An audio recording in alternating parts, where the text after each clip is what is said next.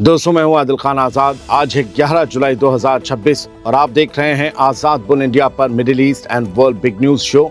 सबसे पहले एक नजर हेडलाइंस पर। रूस और चीन बने ईरान के न्यूक्लियर प्रोग्राम की ढाल, ट्रंप को लगा बड़ा झटका। लेबनान में गिराया साउंड बम, इसराइल पर लगा इल्जाम। आज ईरान करेगा बड़ा फैसला, जंग होगी या अमन, हो जाएगा क्लियर। कत्ल की धमकी से डरे ट्रंप ने की वसीयत, ईरान पर 1000 मिसाइलें बरसने को तैयार, बस एक गलती और।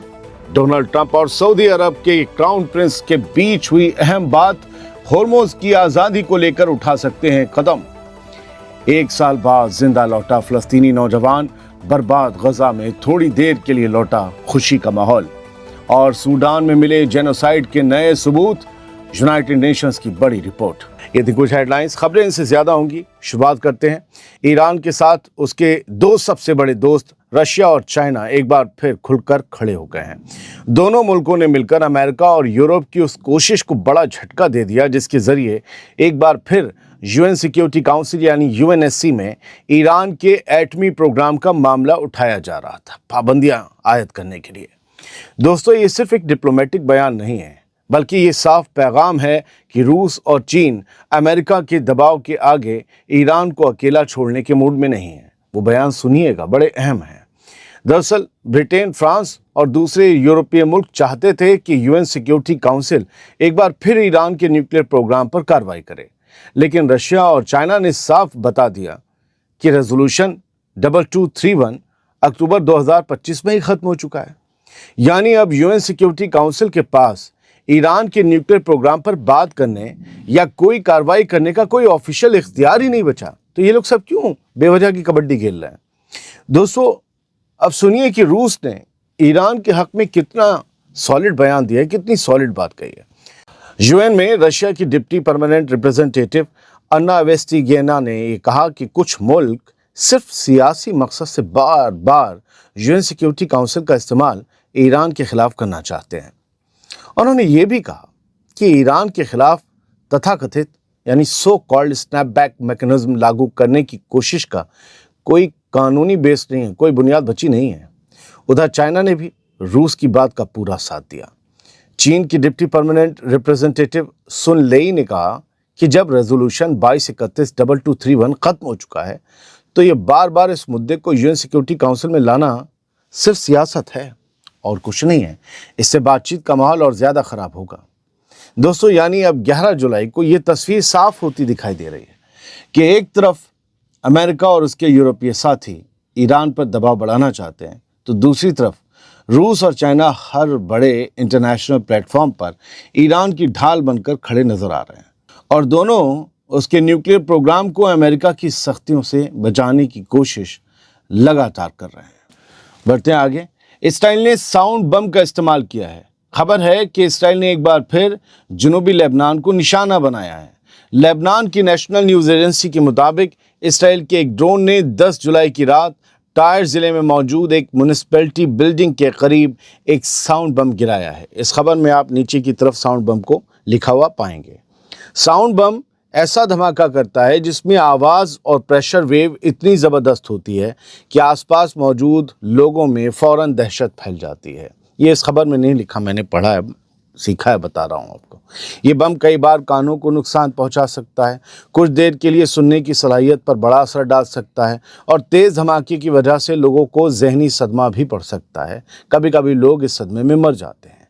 फिलहाल इस हमले में किसी जानी नुकसान की खबर सामने नहीं आई है। अब बात ईरान की।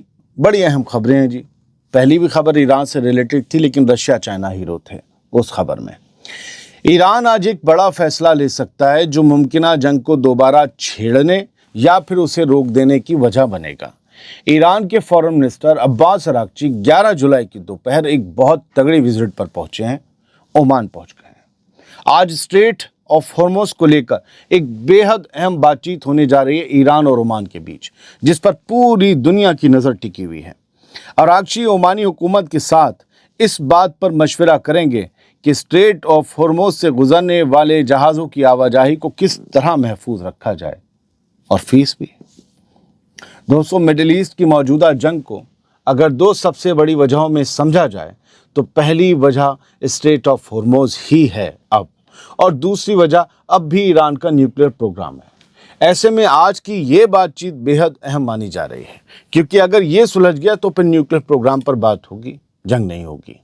उम्मीद की जा रही है कि आज या ज़्यादा से ज़्यादा कल तक ये तस्वीर कुछ हद तक साफ हो जाएगी कि ईरान स्ट्रेट ऑफ हॉर्मोज से गुजरने वाले जहाज़ों से फीस वसूलने के अपने फैसले पर कायम रहता है या पीछे हटता है। क्योंकि अगर ईरान इस मुद्दे पर अपनी पोजीशन नहीं बदलता तो मुमकिन है कि मिडिल ईस्ट में जंग का खतरा एक बार फिर बहुत तेज हो जाए। यानी आज ओमान में होने वाली ये बातचीत सिर्फ दो मुल्कों की मीटिंग नहीं है, बल्कि पूरी दुनिया की तिजारत, तेल की सप्लाई और मिडिल ईस्ट के मुस्तकबिल से जुड़ा एक बड़ा इम्तिहान मानी जा रही है। आगे बढ़ते हैं। एक अहम खबर है, अहम धमकी है। अमेरिका के सदर डोनाल्ड ट्रंप ने ईरान को अब तक की सबसे बड़ी जंगी धमकियों में से एक दे डाली है। उन्होंने कहा कि अगर ईरान ने उनका कत्ल करने की कोशिश की तो अमेरिका की 1000 मिसाइलें पहले से लोड हैं और हज़ारों दूसरी मिसाइलें भी फ़ौरन तैनात की जा सकती हैं। हम 1 साल तक मारेंगे। ट्रंप ने कहा कि उन्होंने पहले ही ऐसा ऑर्डर दे रखा है, यानी एक तरह की वसीयत कर रखी है कि अगर उनके खिलाफ किसी तरह की जानलेवा कार्रवाई हुई जिसमें उनकी जान जाए तो ईरान के हर अहम इलाके पर ऐसी बमबारी की जाए जैसी दुनिया ने पहले कभी नहीं देखी हो। उन्होंने ये भी कहा कि अमेरिका 1 साल तक और ज़रूरत पड़ने पर उससे भी ज़्यादा वक्त तक ईरान के हर हिस्से को पूरी तरह तबाह करने की सलाहियत रखता है। दोस्तों, डोनाल्ड ट्रंप की धमकी ऐसे ही नहीं आई है, इसके पीछे उनका खौफ भी साफ दिखाई देता है। दरअसल आयतुल्लाह सैयद अली खामनेई की आखिरी रसूमात के दौरान बड़ी तादाद में मौजूद लाखों लोगों ने ट्रंप के खिलाफ इंतकाम के नारे लगाए, हर शहर में लगाए और उन्हें मारने की बातें कहीं, मारने के पोस्टर्स बनाए। इसी दौरान कल हमने आपको क्या बताया था कि इसराइल ने भी अमेरिका को एक नई इंटेलिजेंस रिपोर्ट दी है जिसमें दावा किया गया है कि ईरान डोनाल्ड ट्रंप के कत्ल का नया मंसूबा बना रहा है। हमने कहा था ये खबर ऐवे नहीं जाएगी, इस पर कुछ ना कुछ रिएक्शन आएगा। हालांकि फ़िलहाल इन दावों की कोई आज़ादाना तस्दीक नहीं आई कि ईरान कोई कत्ल करना चाह रहा हो। ईरान ने भी ट्रंप के खिलाफ किसी ऐसे नए प्लॉट की तायीद नहीं की है, लेकिन इतना ज़रूर है कि ट्रंप ने जिस अंदाज में 1000 मिसाइलें लोड होने और ईरान को पूरी तरह मिटा देने की धमकी दी है, उससे साफ लगता है कि वो इस खतरे को सिर्फ सियासी बयान नहीं बल्कि अपनी सिक्योरिटी से जुड़ा एक असली खतरा भी मान रहे हैं।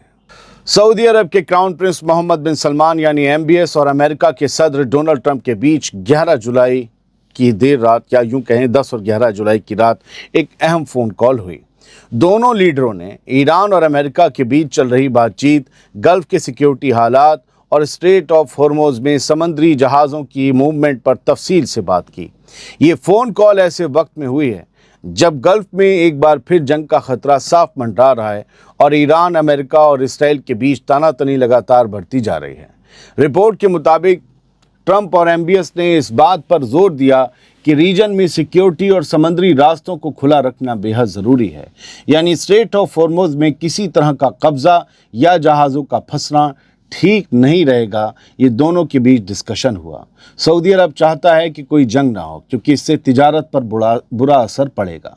यानी साफ है कि एक तरफ मिडिल ईस्ट में जंग का खतरा अब भी बरकरार है, तो दूसरी तरफ सऊदी अरब और अमेरिका पर्दे के पीछे से हालात को काबू में रखने और किसी बड़ी तबाही को टालने की कोशिश भी कर रहे हैं। लेकिन वो ये भी तय कर रहे हैं कि स्ट्रेट ऑफ हॉर्मोज पहले की तरह रहे, किसी का कब्ज़ा, किसी का टोल वहाँ ना हो। गज़ा से आज एक ऐसी खबर सामने आई है जिसने एक फ़लस्तीनी ख़ानदान की ज़िंदगी 1 साल बाद फिर से बदल दी, आंसुओं को खुशी के आंसुओं में बदल दिया।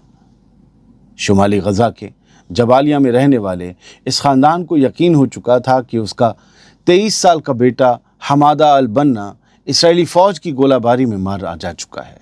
करीब 1 साल तक पूरा ख़ानदान उसे शहीद समझकर ज़िंदगी गुजारता रहा, लेकिन फिर 8 जुलाई की तारीख़ आई।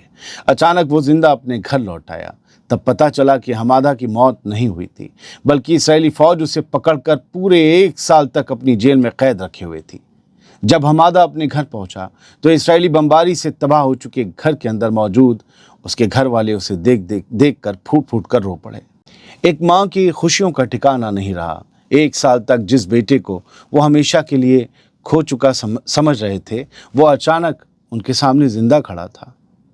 यानी गजा की इस जंग में सिर्फ लोगों की जानें ही नहीं जा रही, बल्कि ना जाने कितने ऐसे खानदान हैं जिन्हें आज तक ये भी नहीं पता कि उनके अपने लोग जिंदा हैं, मारे जा चुके हैं या इसराइल की जेलों में कैद हैं। अब बात फ़लस्तीन के दूसरे हिस्से वेस्ट बैंक की। इसराइल ने एक बार फिर फ़लस्तीनी ज़मीन पर कब्ज़े का नया ऐलान कर दिया है। इस बार निशाना बना है वेस्ट बैंक, जहां इसराइल ने इसराइली सेटलर्स के लिए एक बड़ी सड़क को और फैलाने और चौड़ा करने के मकसद से फ़लस्तीनी ज़मीन ज़ब्त करने के ऑर्डर जारी किए हैं, नाजायज़ बस्ती के लिए। रिपोर्ट के मुताबिक ये सड़क रूट 60 कहलाती है, जो रमल्ला और नाबलस के आसपास मौजूद कई इसराइली यहूदी बस्तियों को, नाजायज़ बस्तियों को, सेटलमेंट्स को आपस में जोड़ती है। इस प्रोजेक्ट के लिए बड़ी तादाद में फ़लस्तीनियों की निजी मिल्कियत वाली ज़मीन और खेती की तैयार ज़मीन अपने कब्ज़े में ली जाएगी। बताया जा रहा है कि सड़क में नई लेन्स जोड़कर इसराइली सेटलमेंट्स के बीच मूवमेंट को और ज़्यादा आसान बनाया जाएगा, फ़लस्तीनियों की ज़िंदगी को हराम किया जाएगा। फ़लस्तीनी लोगों का कहना है कि इस तरह के प्रोजेक्ट वेस्ट बैंक को छोटे छोटे टुकड़ों में बांट रहे हैं और उनकी बस्तियों का एक दूसरों से रिश्ता लगभग कमज़ोर होता जा रहा है और लगातार कमज़ोर हो रहा है। यानी एक तरफ वेस्ट बैंक और गज़ा में हमले जारी हैं, दूसरी तरफ वेस्ट बैंक में फ़लस्तीनी ज़मीन पर कब्ज़े और इसराइली सेटलमेंट्स को फैलाने का सिलसिला भी रुकता हुआ दिखाई नहीं दे रहा। ये 10 जुलाई 2026 की दास्तान है। यूनाइटेड नेशंस के एक फैक्ट फाइंडिंग मिशन ने सूडान में आरएसएफ के खिलाफ जेनोसाइड के इल्ज़ामों को और मजबूत करने वाले नए सबूत पेश किए हैं, जो ये बताते हैं कि आरएसएफ ने कत्लेआम मचाया है, बागी ग्रुप रैपिड सपोर्ट फोर्सेस ने। रिपोर्ट के मुताबिक दारफुर के अल-फाशिर शहर पर आरएसएफ के कब्जे के दौरान गैर अरब आबादी के खिलाफ जो कार्रवाई हुई, उसमें नस्ल कुशी की साफ निशानियां दिखाई देती हैं। यूएन के फैक्ट फाइंडिंग मिशन का कहना है कि अब तक 333 जिंदा बचे लोगों की गवाहियां दर्ज की जा चुकी हैं। इन नई गवाहियों में बड़े पैमाने पर कत्ल, रेप और आम लोगों के खिलाफ की गई दूसरी संगीन ज्यादतियों के भी जिक्र सामने आए हैं। यूएन के मिशन का कहना है कि नए सबूत उसकी पहले वाली रिपोर्ट को और ज़्यादा मजबूत करते हैं, जिसमें आरएसएफ पर अल-फाशिर शहर पर कब्जे के दौरान आम लोगों के खिलाफ नस्ल कुशी करने का इल्ज़ाम लगाया गया था। हालांकि आरएसएफ पहले भी अपने ऊपर लगे ऐसे इल्ज़ामों को खारिज करता रहा है, लेकिन अब लगातार सामने आ रही नई गवाहियां और नए सबूत सूडान की जंग को लेकर दुनिया की फिक्र और भी ज़्यादा बढ़ा रहे हैं। सोचिए, ये वो सबूत हैं, ये वो गवाहियां हैं जो सामने आई हैं, जाने कितनी नहीं आ पाई होंगी। ये थी कुछ खबरें जो आपके सामने ईमानदारी से फैक्ट के साथ रखती हैं। मुझे मालूम है आप में से जो बहुत ज़्यादा अजीज़ हैं मेरे और मेरे चैनल को अपना मानते हैं, उनका सवाल होगा भाई देर से आए। जाहिर सी बात है, बहुत देर से आए, लेकिन यकीन मानिएगा आज हमने बहुत अच्छा आराम किया, इससे आप खुश होंगे। क्योंकि हम पिछले 2 दिन में जब वो बमबारी हो रही थी, उसकी वजह से एक अगला दिन 2-3 घंटे सो पा रहे थे, तो कोलैप्स होकर 3-4 दिन की छुट्टी करें, उससे बेहतर हुआ कि भाई थोड़ा आराम करें। और यकीन मानिए कम वीडियो डालने में मेरा सबसे बड़ा घाटा है। कौन अपना घाटा चाहता होगा, लेकिन मजबूरियां होती हैं।